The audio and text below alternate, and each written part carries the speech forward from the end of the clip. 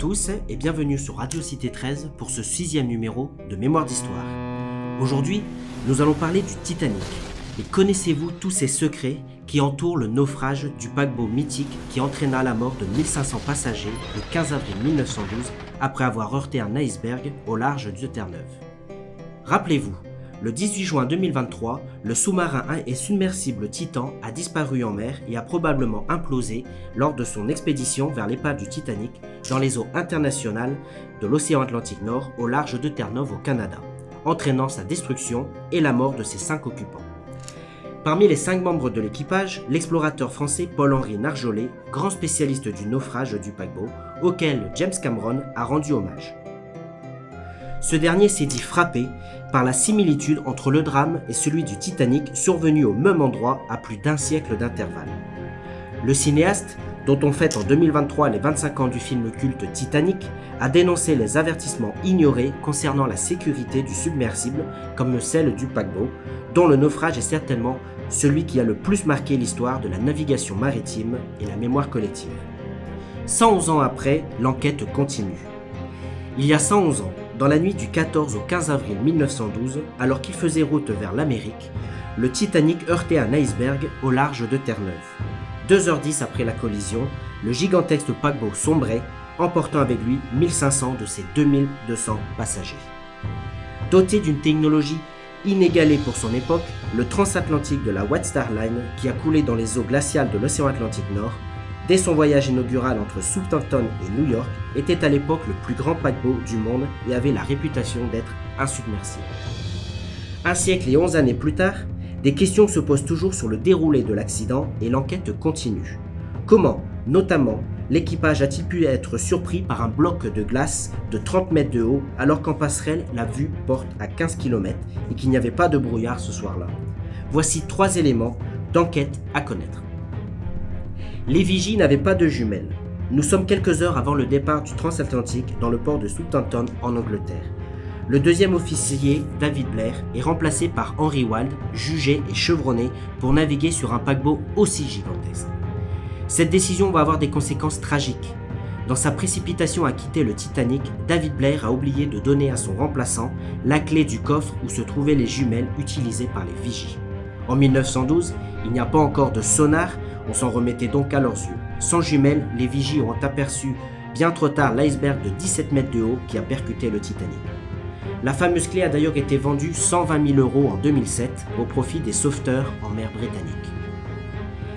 Les hublots étaient restés ouverts. Lorsque le paquebot a heurté l'iceberg à 23h40 le 14 avril 1912, de nombreuses personnes étaient dans leur cabine. Alertés ou réveillés par le choc monstrueux, les passagers ont presque tous ouvert leur hublot pour voir ce qui se passait à l'extérieur. Puis, ils se sont dirigés vers le pont du bateau à toute vitesse, laissant plus d'une centaine de hublots ouverts. D'après des spécialistes, il suffisait que 12 hublots soient restés ouverts pour multiplier par 2 la vitesse du naufrage. Si ça n'avait pas été le cas, le Carpathia, le bateau qui est venu secourir les rescapés entassés dans des canots de sauvetage en nombre insuffisant, aurait probablement eu le temps d'arriver avant que le Titanic ne coule totalement. La météo était anormalement douce. De leur côté, les documentalistes de Météo France ont mené l'enquête et fouillé dans leurs archives pour en savoir plus. En revisitant les données atmosphériques et océaniques de l'époque, ces spécialistes ont découvert que les conditions météo étaient inhabituellement douces pour la saison. Il faisait déjà anormalement doux. La fonte de la banquise était arrivée très tôt et les icebergs avaient dérivé beaucoup plus tôt que prévu vers le sud. Par ailleurs, cette nuit-là, un vaste anticyclone était centré sur Terre-Neuve. La météo était calme. Il n'y avait pas de brume, ni de vent, ni de vagues, et l'équipage du Titanic pourrait en effet avoir été victime d'une illusion d'optique liée à la réfraction de la lumière, appelée la brume de fée. Il s'agit d'une superposition de mirages qui s'observe en région polaire et qui crée une espèce de couche d'une hauteur de 30 mètres dans lesquelles on ne voit rien, sauf du brouillard. Peut-être est-ce pour cela que depuis la passerelle à 23 mètres de haut au-dessus de l'eau, le capitaine du Titanic, qui en outre naviguait beaucoup trop vite à plus de 40 km/h, n'aurait jamais pu voir l'iceberg à temps pour l'éviter. Titanic, l'exposition, prolongation jusqu'au 1er octobre 2023. Plus d'un siècle après, Paris rend hommage à cette tragédie qui résonne encore aujourd'hui dans la mémoire collective en accueillant Titanic l'exposition à Paris Expo, porte de Versailles. Cette exposition familiale et pédagogique est axée sur les récits marquants d'hommes et de femmes à bord du légendaire RMS Titanic.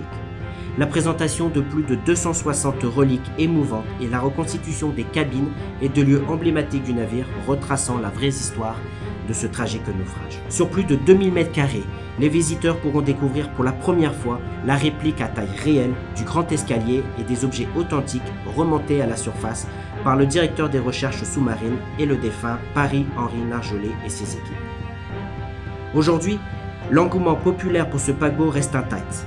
Il s'exprime de diverses façons, certains peuvent être passionnés par l'exploration sous-marine, d'autres par le destin des passagers, d'autres encore par le navire et sa construction. Autant d'aspects qui en 2023 et pour de longues années encore prouvent que le Titanic n'est pas encore prêt de tomber dans l'oubli. Je vous remercie d'avoir suivi ce 6e numéro de Mémoire d'Histoire et je vous dis à très bientôt pour un nouveau numéro sur Radio Cité 13.